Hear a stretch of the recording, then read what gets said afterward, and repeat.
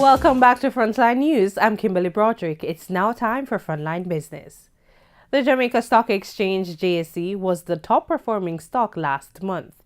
JSE stocks gained 17% ahead of Supreme Ventures, which was the second top performer, followed by Sterling Investments. The highest underperforming stock in January was 138 Student Living, down by 40%. Sagicor Real Estate X Fund and Berger Paints also suffered considerable price losses during the month. Changes are to come to how the government measures Jamaica's gross domestic product (GDP). As of September 2020, the amended format will include research and development as a subsector.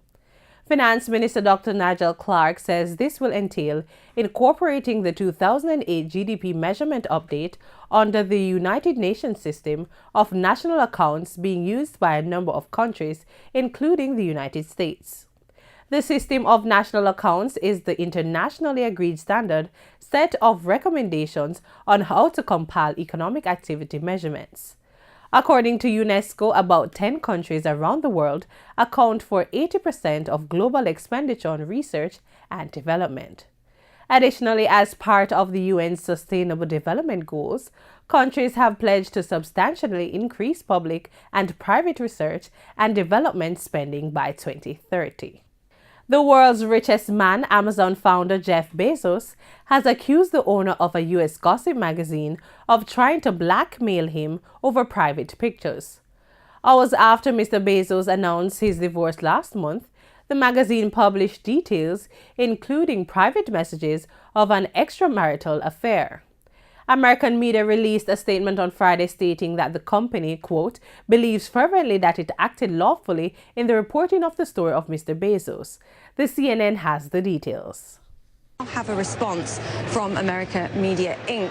And Brian Stelter joins us now with those details. Brian, what is the company saying? Yeah, this is just in from the company owned by David Pecker. A statement 12 hours after Bezos made the charges of extortion. The statement here says America Media believes fervently that it acted lawfully in its reporting of the story on Mr. Bezos. Further, at the time of the recent allegations made by Bezos, it was in good faith negotiations to resolve all matters with him. Nonetheless, in light of the nature of the allegations published by Bezos, the board of American Media has convened and determined that it should promptly and thoroughly investigate the claims. The statement ends here. Upon completion of that investigation, the board will take whatever appropriate action is necessary. Kind of curious here, Julia, what does it mean? Well, the American Media Company is controlled by David Pecker. It has a board of 4 men. One of the 4 men is David Pecker. So this is not some sort of external investigation where outside law firms are coming in. It sounds like the company is going to try to clean this up in-house. But this statement does acknowledge the stakes here, the consequences. There could be legal jeopardy for American media. There is certainly an incredible amount of embarrassment already for this company. So they say they're going to look into what happened with Bezos. But it's a little bit like they're investigating themselves. Actually, Julia, it's a lot like that. In Friday's trading session, the JSE combined index advanced by 2,404 points to close at 377,873. Overall market activity resulted from trading in 55 stocks, of which 24 advanced, 26 declined, and 5 traded firm.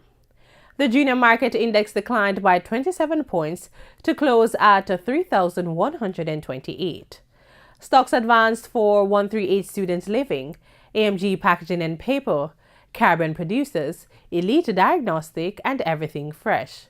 Stocks declined for 1834 Investments, Access Financial Services, Barita Investments, Berger Paints, and Blue Power Group. Trading firm were G West Corporation, Jamaican Teas, JMMB Group, Mayberry Jamaican Equities, and Cygnus Credit Investments. Wisynco Group Limited ordinary shares was the volume leader with over 2.6 million units, followed by Grace Kennedy Limited with over 1.5 million units, and Fontana Limited with 598,063 units. News in oil. Benchmark Brent oil prices inched up on Friday, but were heading for a weekly loss, pulled down by worries about a global economic slowdown, although OPEC-led supply cuts and U.S. sanctions against Venezuela provided crude with some support. International Brent crude futures had erased earlier losses, gaining 24 cents to $61.87 per barrel. U.S. West Texas Intermediate crude futures hovered between negative and positive territory, down 9 cents at $52.55 per barrel, and looking at a 4.9% weekly slump, their steepest this year.